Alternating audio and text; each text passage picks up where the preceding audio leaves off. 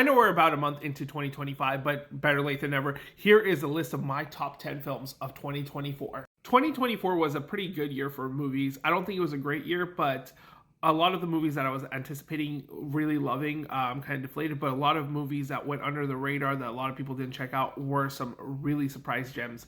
So that is what my list really composes of. Let's get started. Number 10, it's Babes. I thought this movie was endearing, funny, charming. It tackled a lot of themes about womanhood, friendships, especially adult friendships. It also tackled the trials and tribulations of having a baby and a family and balancing that with your personal and finding your own voice. Just a beautiful, creative, and very fun comedy. Number 9, it's Inside Out 2. I love the first Inside Out. That is a top 10 favorite Pixar film of mine. I thought the animation, storytelling, the emotions, it came out at a perfect point in my life.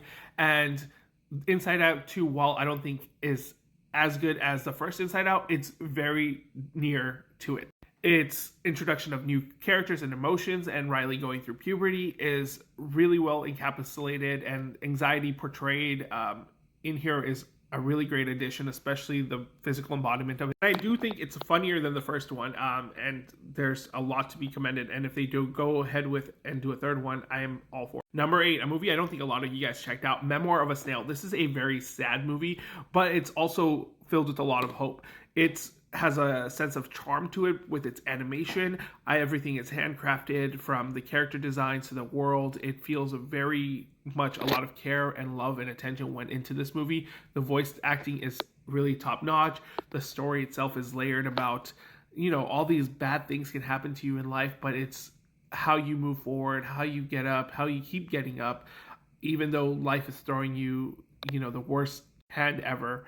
You just have to be able to find the people that fit your life and make a positive impact, and you move forward. Number 7 is a very beautifully told movie, Ghost Light. This movie is a warm hug. It definitely deals with a very heavy subject matter about losing a child, but what it does with that theme and moves forward with it is just beautiful, especially about the importance of communication, not isolating yourself, especially in these trying times, being able to express yourself and finding community. That's the most important aspect. You have to find a good support system that helps you express your feelings, get it out, so you're not bottling it up and ultimately destroying everything else around you. You build relationships, you build connections, you don't stop moving on, especially if you have other people in your life that depend on you. Performances in this movie are awesome. I especially love Dolly De Leon in here, but overall this movie is a beautiful interpretation of loss and grief, and it does it in such a way that shows the importance of community and art. Going away from the sentimental, we're going to go into Gladiator 2 as my number 6 favorite movie. I love the hyper-masculine movie here. It's just a lot of action, a lot of great storytelling, a lot of great theatrics. I love Denzel in this movie. I thought the rest of the cast is amazing. Padre Pascal, everybody else in this movie. Paul Mescal probably was the weakest link, but he was a great vessel into the story. I do enjoy it more than the first Gladiator. I don't think it's as artsy and pretentious as the first one. I feel like it's very much a revenge story. It goes balls to the wall with its action, the amazing and beautiful set pieces. And mostly I just like the inner politics of what Denzel is trying to do, make a power play for the throne. We're getting into my top 5 very strong. Hundreds of Beavers is wonderful. This movie has such a great charm to it. The humor, it's an hour and a half long, but it consistently is funny. It never once drops its brand of humor, and it doesn't feel boring. It doesn't feel bloated. It doesn't feel gimmicky. It has a nice, warm story about love in it.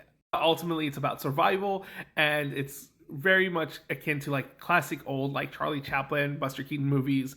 It has beautiful editing. There's a lot to it. It just shows the power of movies when you have a small budget but a creative process, and it's just a wonderful, hilarious, balls to the wall film.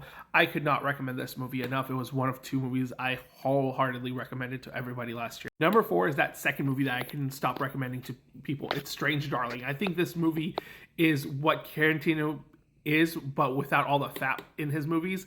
It's just, from the very beginning, it never gives up. It just keeps going. The mystery unfolds. The way it's shot and edited is very unique, and the creative storytelling. Small cast, but great performance. Willa Fitzgerald is a star in the making. I think this is going to show the people what she can do and what she's capable of. It's a movie that kept you guessing up until the very last act, and when it happens, you're just like, whoa! Like, it is a movie that tackles a lot of cool, interesting themes, and it's just brilliantly done. My number 3 movie, and probably my favorite movie of the year for a long time, was Thelma. It's just a warm hug. I think this movie is not getting the recognition it deserves. I don't think enough people checked it out, even though it's playing on Hulu. I've made 4 separate videos talking about this movie and making a plea for the Academy, but they overlooked it. June Squibb gives one of the finest performances of the year. The movie is directed well. It's one of the best action movies of the year. It's a heartfelt comedy. It's shot and edited in such a way where mundane things feel so dramatic. It's a movie that deals with mortality. It's a movie that deals with seeking help and the importance of seeking help and asking for it. And old people are more capable than you expect. My number 2 favorite movie is The Wild Robot. I love this movie. It is just beautifully crafted. It's a movie that is a work of art. You can freeze frame any scene and you can post it on your wall and it'll be an immaculate piece of artwork. It's beautifully told. It's a movie that deals with parenthood, the struggles of letting go, and that your heart is always for your child, and also the importance of creating community and supporting one another, especially in these trying times. It is just one of the most wonderful movies of the year, and the Academy are cowards for not nominating this for Best Picture, because it is fantastic. It's directed well, it's shot well, its storytelling is wonderful, the characters and the voice acting. Lupita Nyong'o is phenomenal in this movie. Like, she starts off very robotic and becomes more human as the movie progresses, and it's just so beautiful. And my number 1 favorite movie is Sing Sing. I think this is the best movie of the year. It is short, it is simple, it's to the point, it's really emphasizes the importance of second chances, redemption, being able to express yourself, the importance of seeking help, the importance of creating community. And you need community in order to get through some trying times and not lose yourself and who you really are. The beauty and the importance of the arts. This movie is just phenomenal. Colman Domingo does a fantastic job. I hope he wins Best Actor. This movie should have been nominated for Best Picture. Clarence Macklin was robbed of an Oscar nomination. This is just an immaculate movie from beginning to end, and it's probably one of the most emotional gut punches of the year, and it gives me an uplifting feeling at the very end. So that was my list of the top 10 films of 2024 for me.